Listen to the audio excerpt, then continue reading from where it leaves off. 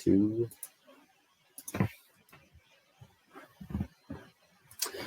Good morning, good afternoon, or good evening, depending on where you are in the world. And welcome to today's Security Boulevard webinar brought to you by TechStrong. My name is Jared Harris, and I'll be moderating today's webinar.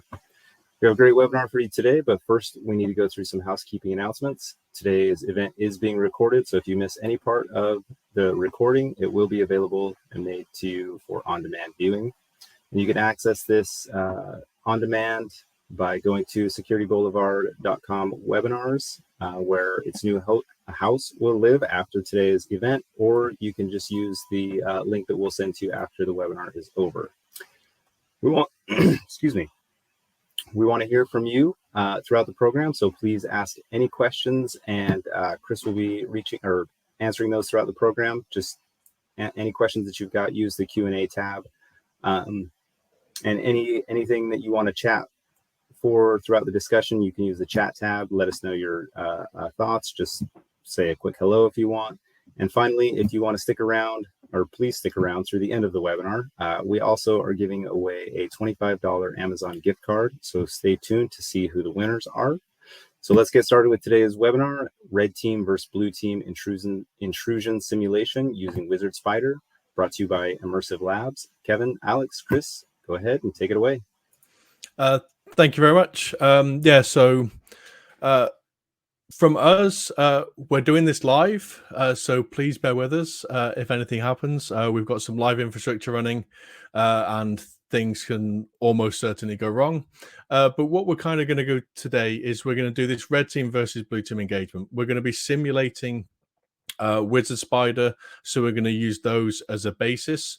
And what we're trying to highlight here is how if you're a defender, it can be really useful to work alongside your red team.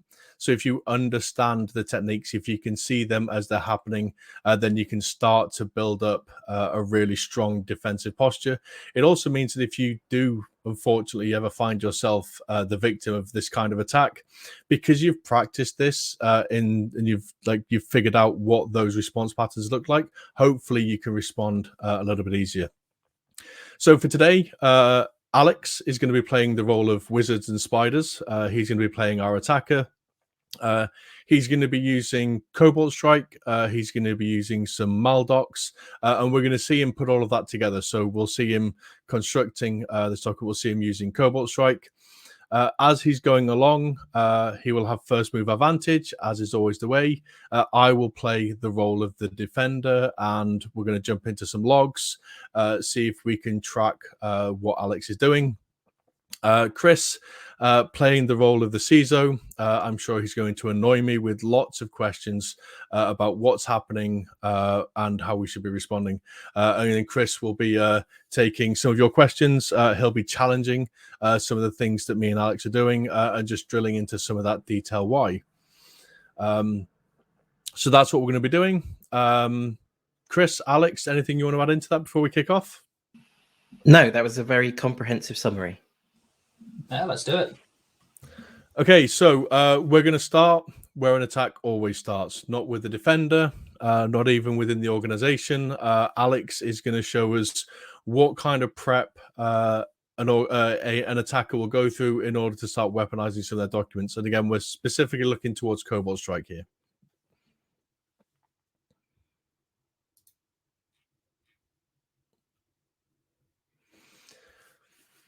So what we've got Alex here is Alex is taking an office document, and it doesn't look like a normal office document you'd expect to find. There's a lot of words in here, like this document is protected, previewing is not available for protected documents, like you have to enable editing. Now, what we're doing here is we're not using an exploit. So we're not using a CVE. We're using macros. Macros have been a big part of Office for a long time. But several years ago, Microsoft made it harder for attackers to use macros by putting some pop-up warnings. As all good attackers do, they switch over to, rather than trying to find new, harder ways of doing things, they just fail over to attacking that human element. So they start to bring in social engineering techniques. So the attacker knows that when we open this document, it's going to prompt us. It's going to give us a pop-up saying this document is protected. So all he's doing here is he's constructing a template that shows and tries to trick the user into opening it. And we see a wide variety of different types. Some of them will say, like, this document is encrypted. You need to click this button to do it. But it's all just social engineering to use an existing technique. And I suppose the context that the attacker can put around that social engineering are things like, this is from your CEO, or this is a protected document because it contains something important or secret or special. And so it kind of, again, plants the seed that, well, it's okay for me to do what this says because that's how I'm going to get to the secret information or whatever it is. Yeah, we see a wide variety of techniques, but like the things that are common across all of them are you must click these buttons and some kind of like panic or reason why, like trying to get you into it. So what we have here is just straight up Cobalt Strike. So from Cobalt Strike is there's a lot of arguments in the community at the minute. Cobalt Strike is a red team tool. It's designed for use by offensive teams within your organization as a way to test your blue team, to test how secure your environments are. Unfortunately, we do see the attackers making significant use of this same tooling. They've managed to reverse engineer it and break the licensing on it so that they can use it for free. And I think something like 90% of large ransomware attacks over this year have included the use of Cobalt Strike through them. And in fact, we actually saw Wizard Spider themselves transition from custom malware they used to use towards using Cobalt Strike.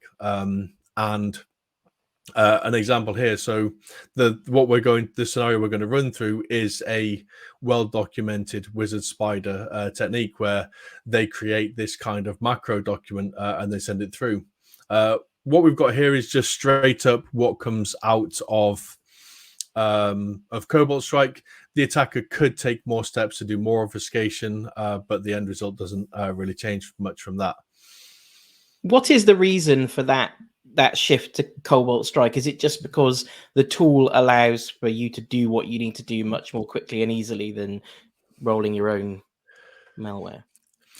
There's a couple of reasons we suspect that we're seeing it. One is it is a really good tool in the hands of a capable user and affords like a lot of capability. Secondly, it can help you avoid attribution. Because everybody's using it. Like your custom malware has your custom signatures on, so it can be tied back to you. By switching to Cobalt Strike and using Cobalt Strike beacons, it can be much harder to attribute between groups. So those are some good reasons.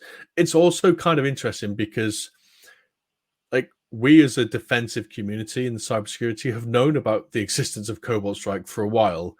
And we've got some really good signature detections for Cobalt Strike. So it is surprising that it is still as effective as it could be. And I know that people like Florian Roth have done some really good work in publishing and keeping up-to-date Sigma rules that can the blue teams can use to detect this, as well as a large number of YAR rules and snort rules. So don't panic. There is plenty of things you can do to detect Cobalt Strike, and we'll get into some of them here as well. There's something you touched on there that I just wanted to explore. So basically you're saying its ubiquity means that in this case, obviously the demonstration is designed to show what a financial crime group are doing, but actually we know that it's being used by all kinds of actors at all kinds of levels, from like entry level to nation state is basically what you're saying. Yeah, we see it used like everywhere, and because it has become cracked copies have become freely available. You can go to GitHub and find a cracked copy of it. So we're even seeing like script kiddies and that younger generation who don't really know what they're doing with it pick it up. So it is a ubiquitous tool for both red teamers and for the attackers. Okay. All right, so we've got that.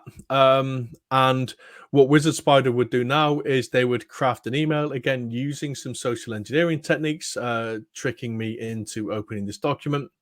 And the thing we see here is they're not sending me the attachment. What they're sending me is a link to the document. So this is a way to bypass traditional AV scanners that might be doing AV detection. Instead, what they've done is they've put that document on a website which is backed by HTTPS, like it's not self-signed, like this is a real certificate. This website was set up and has been properly categorized as a gambling website. So as far as things like blue coat proxies are concerned, this is a real website running real HTTPS. So unless you're doing SSL inspection, then you're not going to see this as it crosses the perimeter. The only time you're going to see this is when it lands on the target device.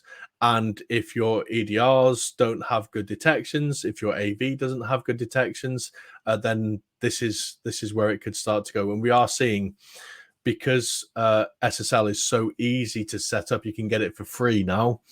We are seeing attackers shifting this way. So Alex has crafted his email and sent it off. We are going to step outside of our little bubble just for a second. Under normal circumstances, a large phishing campaign targeting the organization is what they would send out. AWS tend to get upset when I do large-scale phishing attacks for simulations. So we've just sent an individual email. But what we're highlighting here is that in this situation, we're going to see Liara Porter, who's the person on the end of this, opening her desktop, and she's going to access her personal email from her works account. So most people are used to like monitoring their corporate email servers, but with how easy it is to have web email these days, again, SSL and TLS, all the things, that's still a viable vector for this ransomware to get in. So even if you're not targeted yourself, you might find this coming through. So I'm just going to switch over to my screen. So what we've got here, once this drops in, so I've got a remote desktop session connected in as Liara logged into her domain account in the Windows estate. On this right-hand side here, you can see Cobalt Strikes. This is a very similar view to what Alex is using. It's the same tool. So I can see my email has come in. The trial phase on my account is coming to an end. This all looks important. I'm going to be billed. It feels like I should do something about this. There's a link to click, so I'm going to click the link. My document is downloaded, and now I'm going to open my document.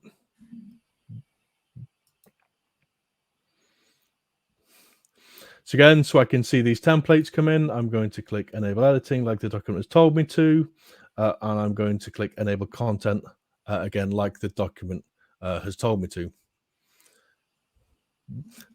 And there we go, straight away in that Cobalt Strike view, I can see that that beacon has connected. So for clarity, what's happening here is the opening of the document and the running of the macro is opening the connection between the two things, not necessarily doing something nasty at this point, just giving him a way in, effectively. Yes, this is giving away now. At this point, we have malware running on this machine. So this has downloaded a Cobalt Strike DLL file. And what we can probably do very quickly is just have a look at that. So what I'm going to do is I'm going to jump into the Immersive Labs platform very quickly.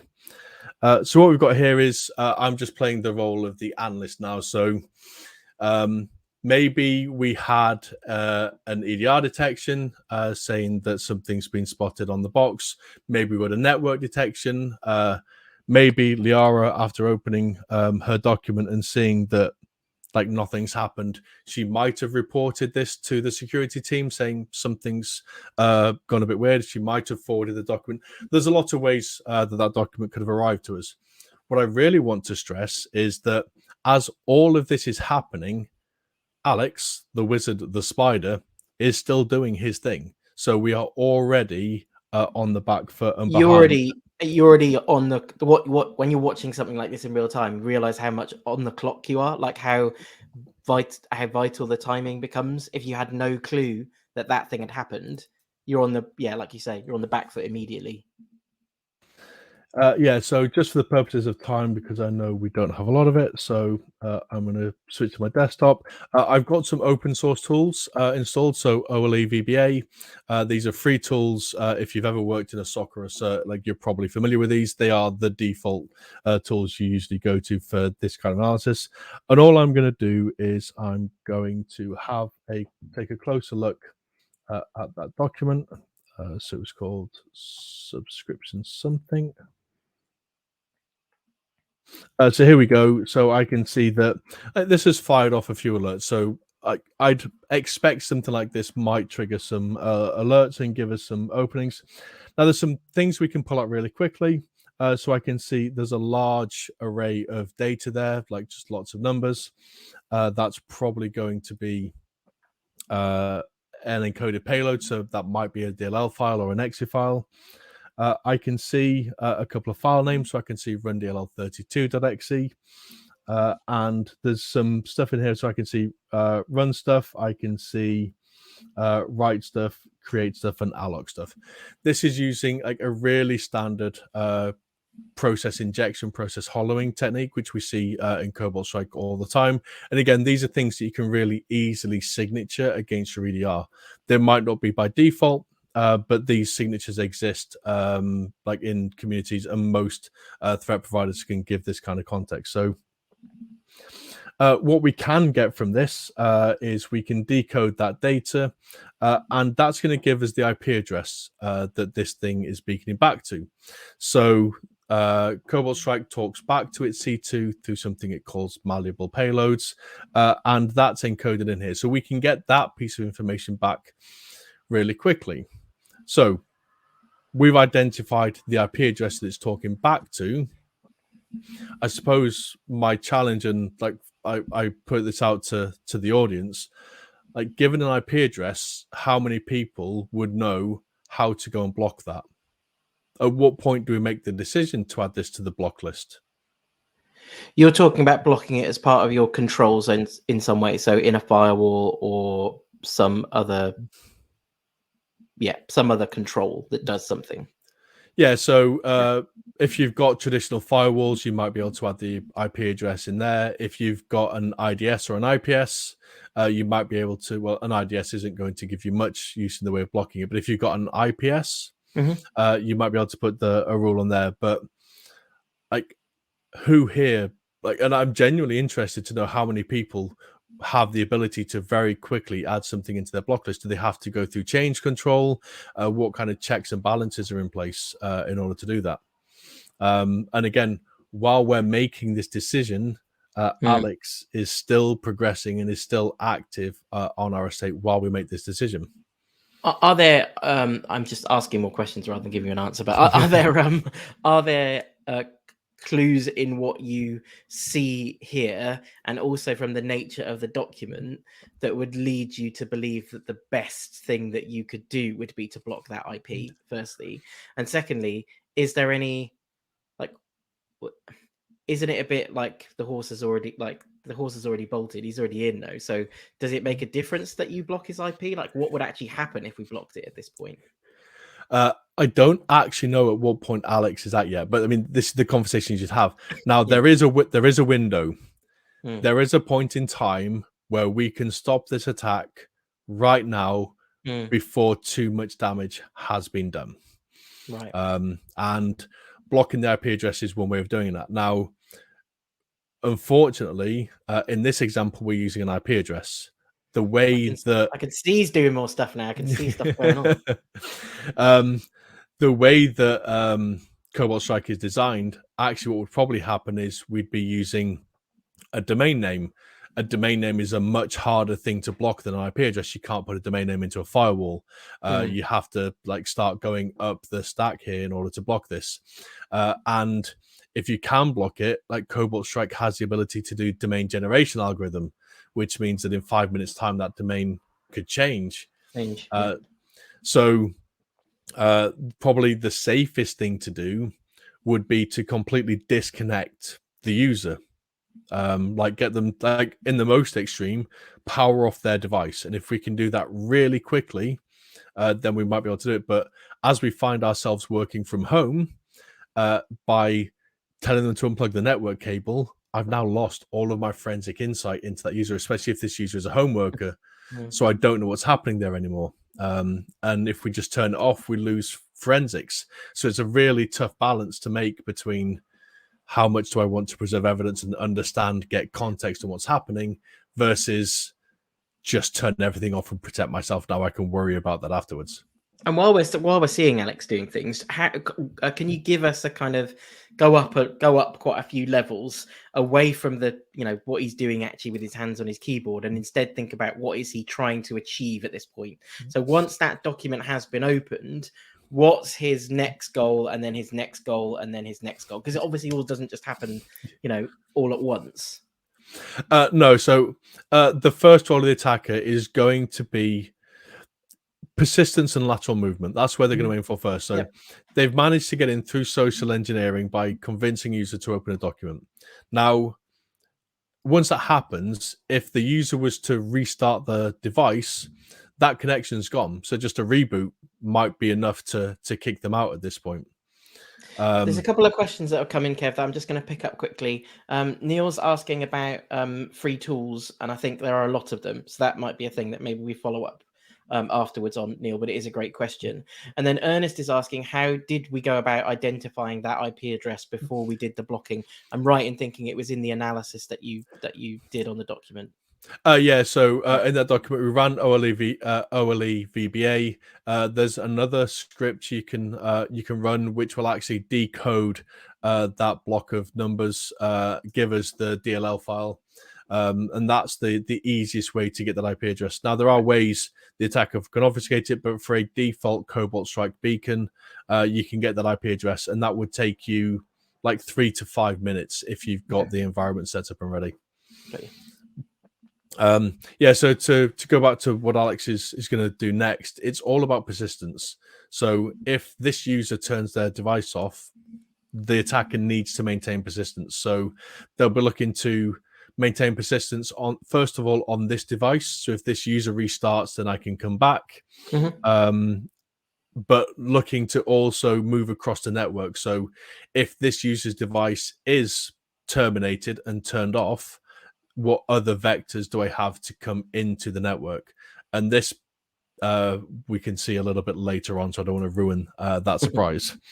It creates an inverse or is it the converse challenge as well for the attacker, though, doesn't it? Because if someone is working from home and imagine they're completely they're actually disconnected from their corporate environment in the kind of traditional, like, physically network way, i.e. they're on a VPN or they're connected to other machines across the network or whatever it is. Now the attacker has to find, well, what are the ways that this person is connected to corporate infrastructure, whether that's through their email or through, you know, other tools that they use. So I suppose you might argue that that slight separation that maybe has come about because of remote working and perhaps therefore people only occasionally connect through a VPN to do a specific task, let's say, it does change the whole dynamic actually from both the attacker and the defender point of view.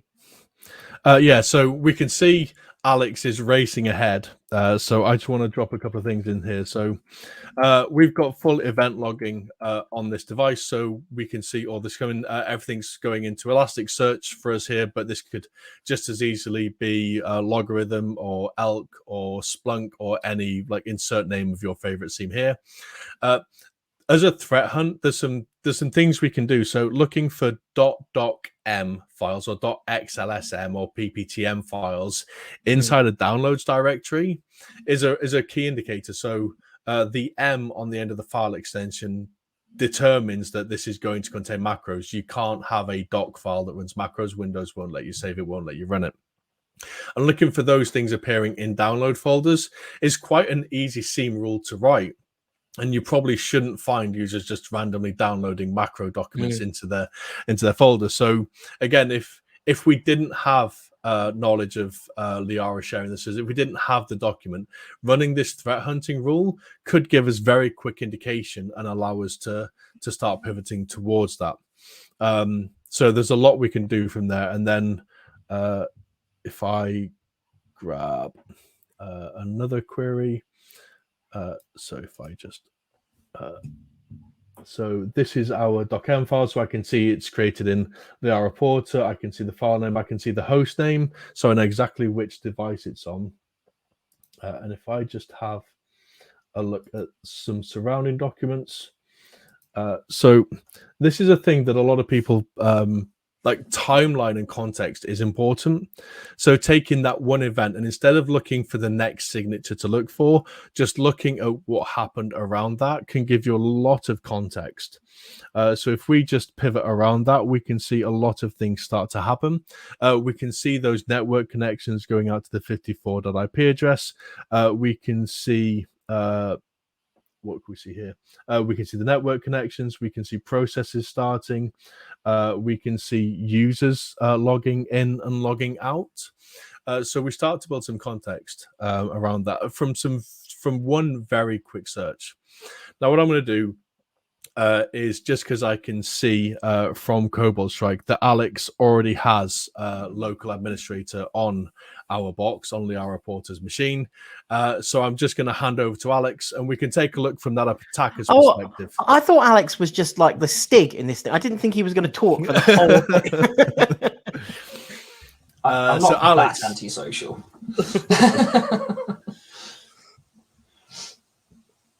Yeah. So, yeah. While I've been chatting away, I've been busy primarily enumerating my initial foothold. So I was looking at where I was, who I was, what I could do, and searching for anything I could use to my advantage to gain any sort of extra privileges, access to other people's accounts, etc. What I discovered was a mounted file share on the initial host that I gained access to. And in the file share itself, there was nothing particularly interesting, but enumerating the actual host of that file server a little bit more, there was another files share on there, which I was able to mount and have a little look in.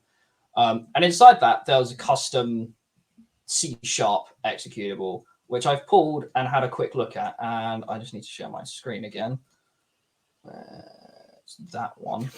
And while Alex says this isn't something uncommon. So a lot of organizations will have custom tools, custom scripts, which they use to configure things across the estate. So if you're a large organization and you regularly onboard like lots of people, you might have some scripts that are designed to run periodically or when you're doing provisioning. And it's usually, especially when we find ourselves in remote work or where you cross a large geographical area, it's usual to find these things are in file shares so that an administrator can grab them from anywhere in the network rather than having to grab them from their device. Sorry, Alex. No worries. So yeah, in this case, I've had a little look-see at this application. It's not very big, and what catches my eye pretty much straight away is this create user function. And having a little look into what it does, what this function ultimately, the action it ultimately takes is it will create a local administrator account on the machine that it's run on, and the password for said account is just passed as an argument to this function. And having a little look further down, we can see that when this is executed, the function is called down here, and all this stuff here, essentially, all this is doing is generating the password set for this account. So it's a handful of hard-coded bytes. It pulls the host name from the environment, and it pulls the version of .NET that's installed on the machine at the time of execution as well. And all it does is it just hashes them, and it encodes them, and it reverses that, and then it pulls off just a small substring. So it's a 12-character password for this local support admin account. So this feels quite sensible. So if I want to remotely manage devices, then I need to have a local administrator account to them. And I don't want to have the same password on every machine, because if that password becomes compromised, the entire estate compromised. So this feels like a really sensible way of like setting that up, so every machine gets a unique password. So what's wrong with this? Well, the intent behind it is certainly sound. Unfortunately, it's not as well implemented as it could have been. So because I've got access to the executable, I can extract all this information. So I've got the bytes. So I know the first part of this password. And I have access to a machine that this has been run on. So I can read the environment variables. So I can very easily just grab the machine name and the .NET version, just straight out the environment myself, reconstruct the password, and log in as the support admin. But I can't really do it with this particular piece of software. So because it's Microsoft and we've got PowerShell, which is built on .NET, we can write a PowerShell script to do it. So here's one I made earlier. And all this will do is it'll do exactly what that it literally is just it implements this routine here in PowerShell so that I can just upload this to any machine that I get access to within this environment, run it, and it should just spit out the password for the local support admin account for me. Nice. And I assume that's what you've done. And because it's the same process used across every device. So if Alex or the attacker was able to gain access to another machine, they'd be able to use this same process. Now I can see Adam saying, or use Laps.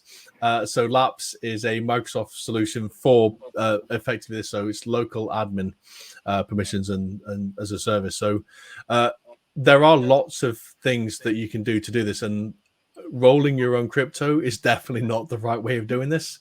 But unfortunately, like more so in small to medium enterprise, they don't necessarily realize that all of these functions are available to them. So that's where we tend to see this kind of roll your own kind of coming into play.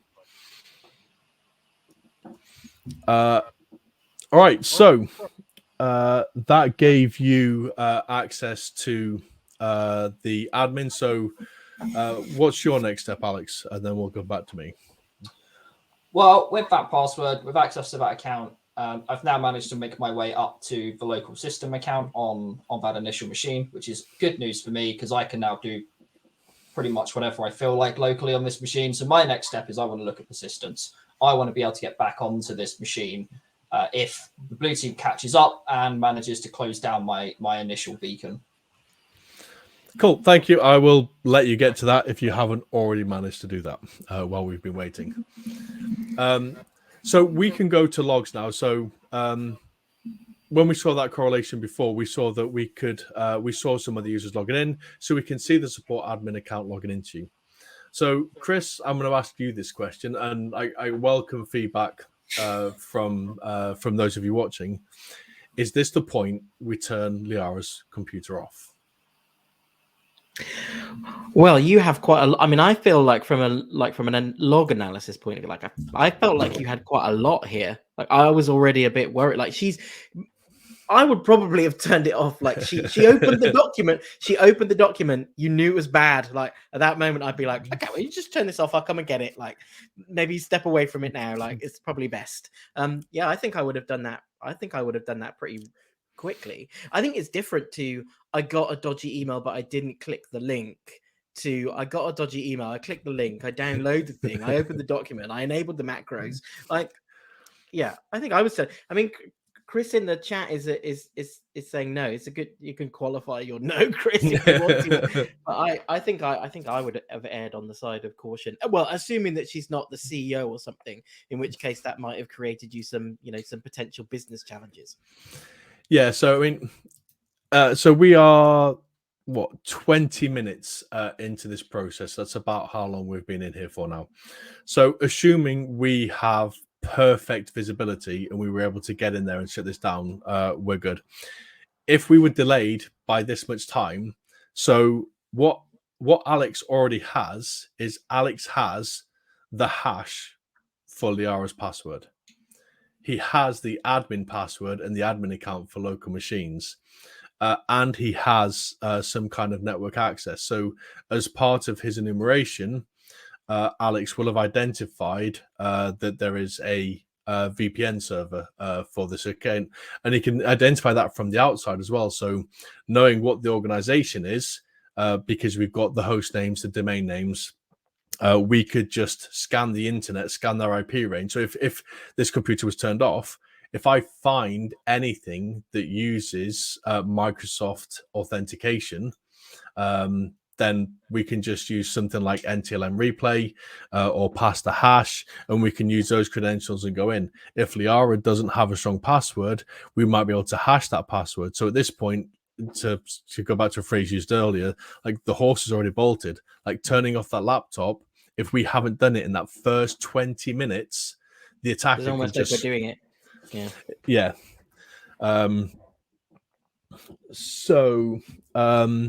Just going to go back to Alex. Alex, have you got persistence yet? I do indeed. So I've installed a nice little executable onto this machine, and I've modified the win logon registry entry. So whenever someone logs into this particular machine now, I should get a new beacon back to my command and control infrastructure. And this is a well-known technique, and this technique is covered by MITRE and has been correlated. Like Wizard Spider have used this. And this really comes into effect if we don't have good detections in place. So especially with remote working, or even like right now. So if I'm an admin on the network and I think something weird is happening on Liara's machine, I might be tempted to RDP into Liara's machine and see what's happening. If we're not in this context, if we're not aware of what's happening, then it's also entirely possible that Liara herself might need some software installing, at which point an administrator might remote in. She might have some difficulty, so an administrator might connect into her account. So what's really important about this specific persistence mechanism is it's not just persistence for if the machine's restarted, but this can also be used for local privilege escalation. And I think we should be able to put that to the test now. So what I'm going to do is I'm going to try and log in to this machine as an administrator. And in one of those contexts, so either I'm trying to log in to maybe dump some logs or get some files off there. Maybe we're not in this context of crisis and I'm just like helping Liara do something on her machine. Just while you're doing that, on registry, on changes in the registry, is there any kind of, you know, alerting of the user or warning that they might get, or something that a, you know, security software might do in the context of that happening? It feels to me like if you're not installing software, or you're not expecting a change in the registry, if something were happening automatically without user interaction, I'm surprised that the operating system, or at least some piece of security software, isn't saying, excuse me, like there's been a change made in the registry. Do you know about this?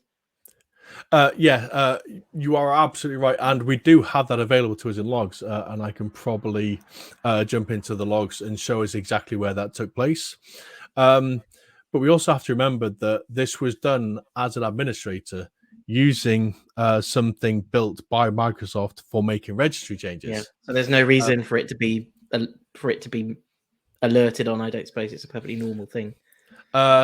This specific one sits in a weird place because I wouldn't expect somebody to be messing with this registry key, so you can put detections in place, but this is one of many different persistence mechanisms. So if one fails or one gets detected, they could absolutely do another. So okay. I'm just gonna share my screen again.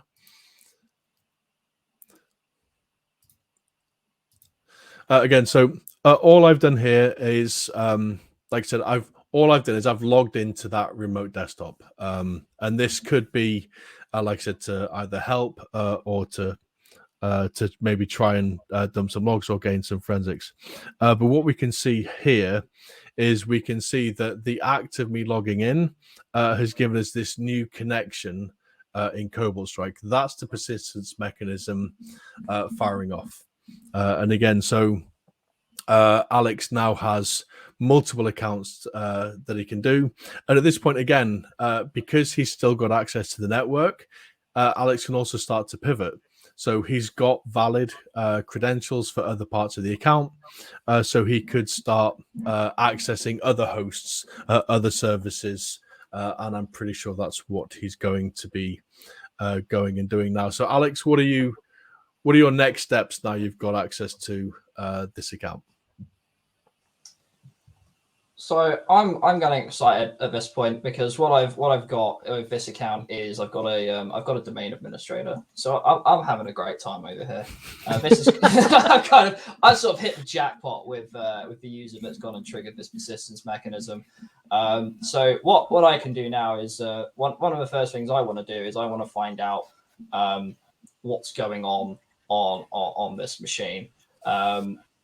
And I'm gonna start having a look, see if there's anything more interesting I can do, and then I'm gonna start having a look to see, hey, can I start to pivot over to the domain controller, and what can I do there? Are there other servers that might be interesting to me that I now have a more privileged level of access to?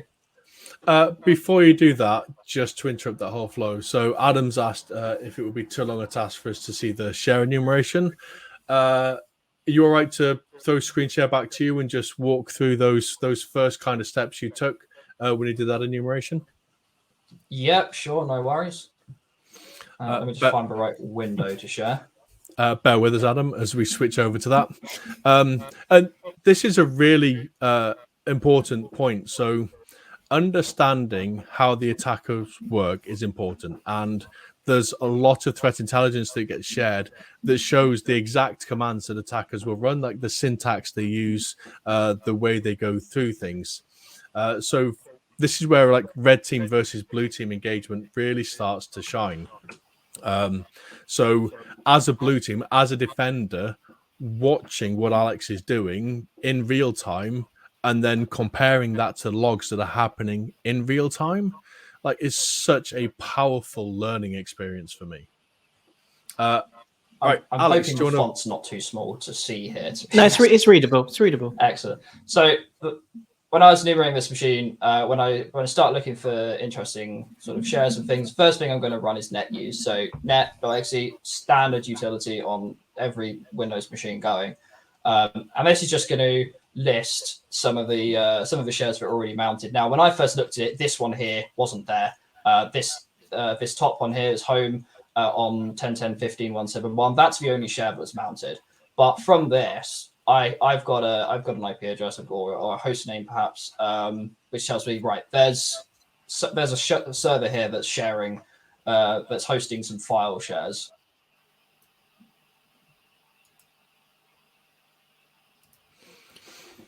So next thing I want to do is I want to go and see if there's any other shares are listed against that server that I can go and access that potentially just aren't mounted on this target machine.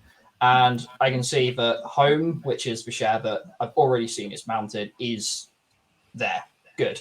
And I've also got build tools. Now, at the time, again, this wasn't already mounted, but I got interested in it. So I'm thinking, okay, cool. Well, I'm just gonna mount this. It's a little bit noisy. But I'm just going to mount this.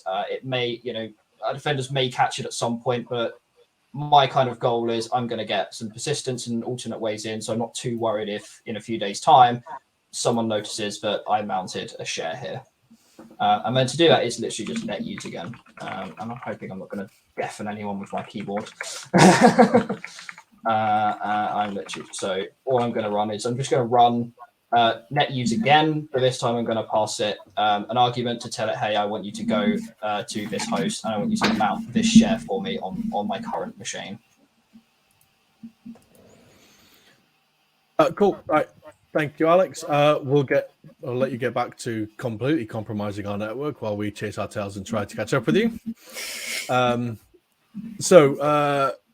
Just for because Chris asked a question earlier, so you were talking about the registry key that gets set and like how we should look for that.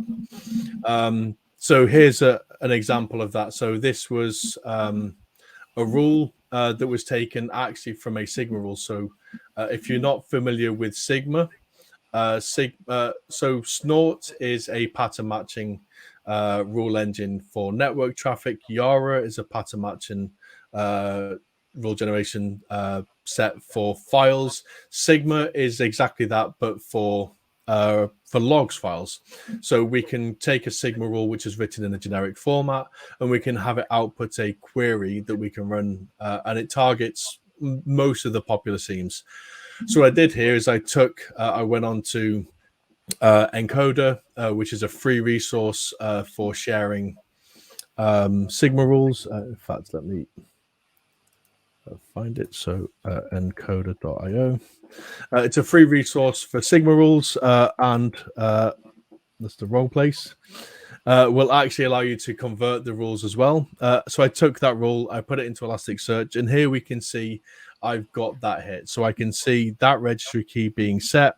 I can see the name of the executable file. I can see where it came from. So again, like these free and open source rules that we can run anytime we like as a threat hunting rule allow us to gain and build context, which we can then pivot forwards and backwards from. Grant has asked a question about would you not advise or recommend responders to instead either use their EDR or something like Velociraptor/PowerShell incident response scripts to gain quick access to forensic artifacts instead of remotely logging onto a remote machine? I suppose it's all dependent on whether you've got those tools available, isn't it? Yeah, and like Grant, absolutely correct. And what you would probably be better off doing would be to use like PowerShell and remote access. The challenge we have, especially in some organizations, is that like, what if your IT team is picking this up instead of your security team? Like, if you don't know that this is an attack, like if it's just, in our example, if Liara contacted her IT department and said, my laptop has gone really slow and sluggish all of a sudden, that might cause somebody to RDP in. Like, yes, if we have the context that this is an attack, absolutely never RDP in. Definitely use your EDR. If you don't have an EDR, Velociraptor is a really powerful tool there. It's technically classed as beta. It is an open source product, so you're not going to get like a managed service from this. You're not going to get like good support, but in a pinch, like it's a really powerful tool. You could deploy it remotely, and away you go, and you can do that. The challenge there is, whilst this specific persistence mechanism was at win login, so I'm not 100% sure, but any kind of login event might trigger that same persistence mechanism. So whether you're using PowerShell or whether you're using RDP, some persistent mechanisms will have exactly the same effect. So yes, RDP is not a forensic tool, but I was just trying to showcase like both sides of that environment. Just conscious of time and seeing how we're doing. So I can see that that graph has got significantly larger in the couple of minutes we've been talking about the best way to respond. Alex, what have you got through? Right. Wow. I don't like all those screens on that. I think that's bad. I'm going to stick my neck out and say I think it's bad. I'm starting to build quite a collection indeed. So yeah, I made it over to the domain controller with the domain administrator account that I had, so which is wonderful. So once I was there, I was able to perform a DC sync and grab all the hashes for all the users on the entire domain. So I've got lots of fun things to play with. And one of the first things that I had a little go at was I just ran those hashes against a nice, simple dictionary attack to see if there's any weak passwords in there that I could potentially have used. And I'm sure there are none. No, there's plenty. What? Passwords were a weakness. What are you talking about? How did this happen?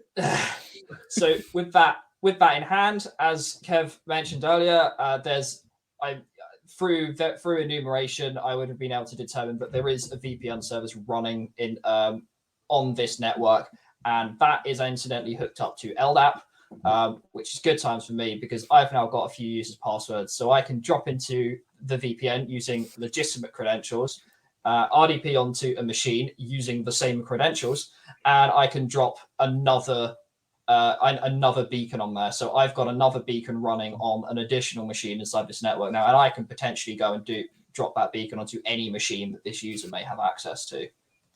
And I suppose ideally what you want is for them or one of the other accounts that you get your hands on to be a server or something, so that your network access is permanent. You know it's always going to be there if you have to go back.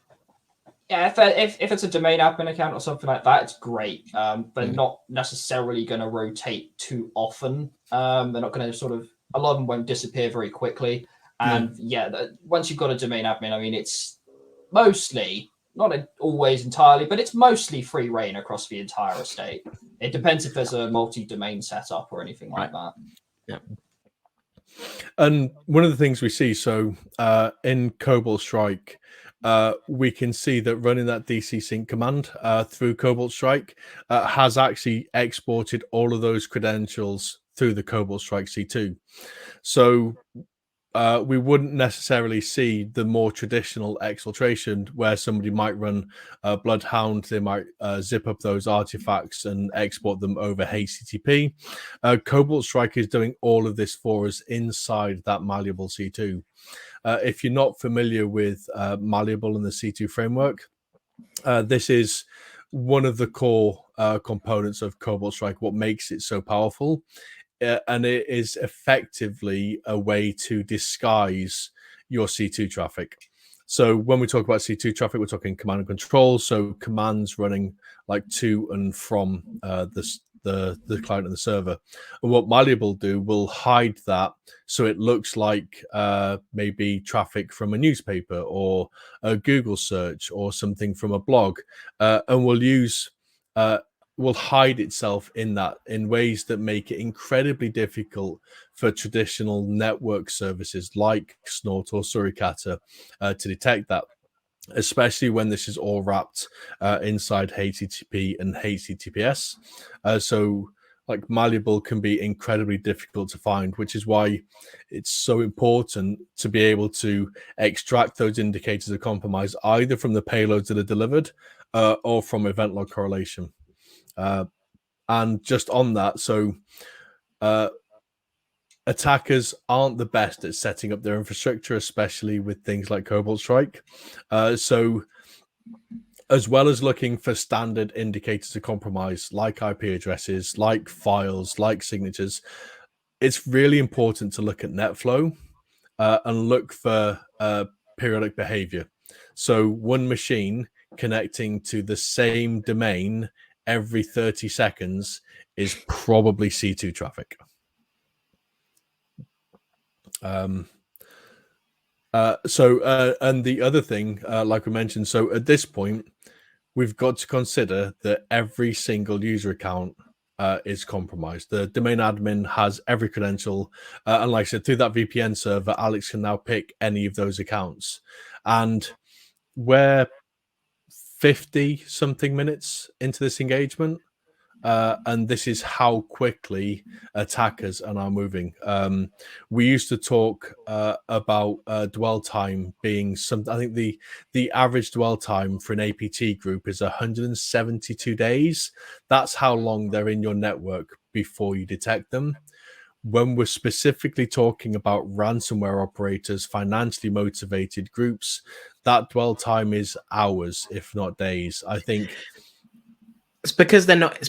It's because their motivations are totally different, isn't it? So they're not spending time in there stealthily looking for something that's useful to them. They kind of know what they want to do, and it's probably exfiltrate a load of data and then get everything set up for them to be able to ransom you. So it may not be that the techniques are changing all that much. It could be that a nation state actor is looking to do something totally different to a ransomware group, but it makes it feel like you've got a harder job against your financially motivated criminal. Yeah, absolutely. And it doesn't help that like the media tends to find nation state APT attacks a lot more interesting than financially motivated attacks. So there's a lot more reporting about how long they take. And I think it's really important for that exact reason. Financially motivated attackers are going to be much quicker, which means we have to be much quicker. I think the the quickest I've ever seen reported was 5 hours. So within 5 hours, they had managed to come in, compromise a domain controller account, exfiltrate enough data to make it worthwhile, and then deployed ransomware across the entire estate. So that's terrifying. Question there from Mike. Do you ever remind Advise IT to have their users check logons, last logon, to see if someone is on and when they're not on?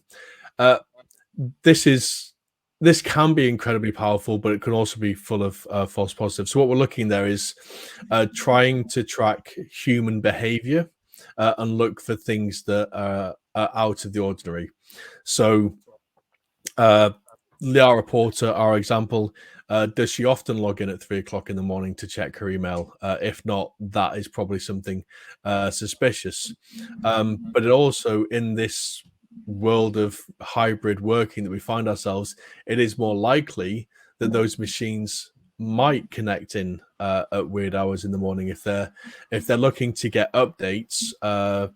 So like WSUS updates might be set to run early in the morning, so we might see services logging on and coming in remotely over the VPN at some strange hours. So the thing I'd say there is baselining is incredibly important, like knowing what looks normal so you can identify what looks weird is important. And that's where this kind of blue team versus red team engagement like really helps reinforce that. So by me watching everything that Alex has done, and especially I'm not trying to sell Cobalt Strike here, but one of the powerful things that Cobalt Strike has is it has full logging. So if I take one of these sessions that Alex interacted with, I can see all of the commands that were run. I can see all of the output. So for me, what I would be doing now is I would be taking all of the things that's happened here. I'd be writing some custom rules. I'd be putting them into my SIEM and my EDR. I'd be going and doing some threat hunting and saying, okay, so this red team ran was it something like net use, net view? I'd be looking for those kinds of commands, looking in sequence. So I'd be taking all of the data that I've learned by observing this and putting those into action. And then in a couple of months' time, I'd schedule another one of these and I'd be a bit more aggressive. So Alex would go again and I'd be, all right, that's what you did last time. Let me see if I can find you. So bringing in that whole cycle of like build it, run it, test it, come back, refine it, and then build it, run it, test it again. So like doing that. And the more we do that, the more we can respond to the attackers.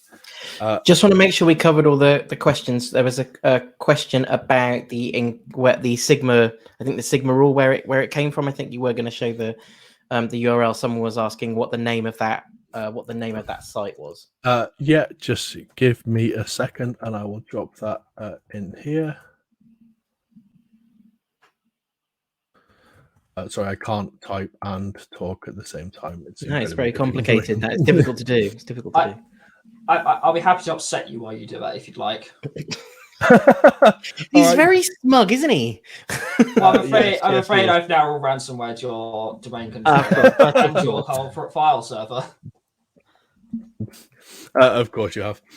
So this is the site. So Uncoder. That was the typo. That was the typo. Uncoder.io. And in here, so I can see there's a lot of rules, and I'm just going to grab. So even for new stuff. So this is Hfnium, not related to Wizard Spider, but Hfnium. So I can select that rule. This is the left-hand side shows what it looks like. And then from the right-hand side, I can say, what are my targets? So I'm using Elasticsearch. So I can select Elastic, hit the translate button, and that's going to take this rule and turn it into something that I can now go and query my Elasticsearch instance. So that's where that came from. Uncoder, free resource, lots of Sigma rules in there. Florian Roth, a big proponent, like it was his project, he set it up, and his repository has lots of rules. I'd also encourage you to write your own rules. Like some of these can be prone to false positives, so get into the habit of writing your own rules and collecting those together. But don't be afraid to lean on the community. One thing the cybersecurity company is doing really well is sharing more of these indicators quicker. And I think that puts us out of time. We had just enough time to get ransomware. Amazing. Just enough time to answer it. But like that's the important thing there. So within 1 hour, we saw that Alex, using no vulnerabilities and just some misconfigurations and some bad practice, was able to get from clicking a link to full domain admin, exfiltration, and ransomware in under an hour. So well done, Alex. Yeah, you can be smug now. And thanks, Kev. That was great. Thanks. All right, thank you guys. Just want to remind everyone that today's webinar has been recorded. So if you missed any or all of this, you will be able to watch it again. You'll be sent a link to view the on-demand. You can also go to the securityboulevard.com website, look in the on-demand section where you'll find it there. I also want to announce our gift card winners for today's webinar. We've got Tanya M, David W, Kalego M, Jane C, and just want to say congratulations to you 4 winners. We'll be reaching out to you by email with instructions on how to claim your Amazon gift card. So please check your inbox, your spam folder, any other folders that unfamiliar emails might come from. Don't click any links. And again, thank you, Alex, Kevin, and Chris for putting all the time into today's presentation. I'd like to thank the audience for your engagement and your time to taking out of your day to come and watch us. This is Jared Harris, and I am signing off.